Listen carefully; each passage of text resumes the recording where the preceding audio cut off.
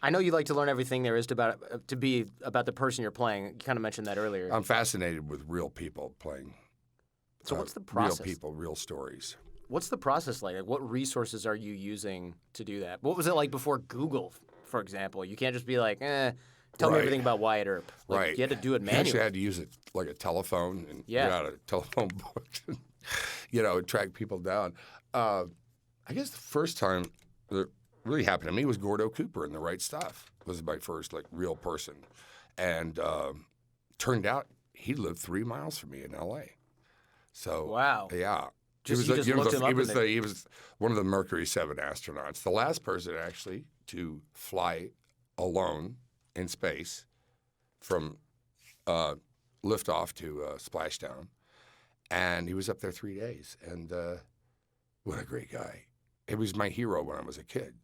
And I went over and met him, and I just, watched the way he walked and, kind of get a general idea about how he is in life, how we feel basically inside ourselves, if we're basically confident or basically this or basically happy or basically whatever, and then I try to capture the spirit of a person.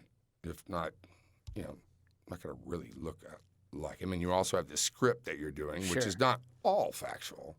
Yeah, somewhat fictional. That would be way too much. Because, even my life is not all factual. Apparently not. You don't even know Mandarin. Like, who am I even talking to right now? So I just try to capture the spirit of that person. And I think a little bit about what if somebody did my story. Yeah. There's a certain respect that goes with that. I try to do the character from their point of view. Because that's what we're doing right here, isn't it? Yeah. You and me. That's a good point, right? Because you don't want to do it there's no reason to do it from anyone else's perspective. No, otherwise you're editorializing on him. Yeah, which could be kind of offensive. Some people might think it's cool because you're playing them up, but it's also inaccurate, which is less useful somehow.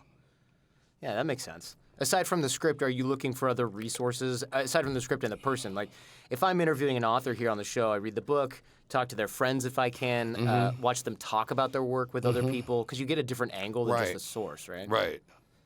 Yeah, a little bit of the mystery is kind of the curtain is. Yeah. Well, I learned, I went to see Gordo, and then because of that, I learned to fly.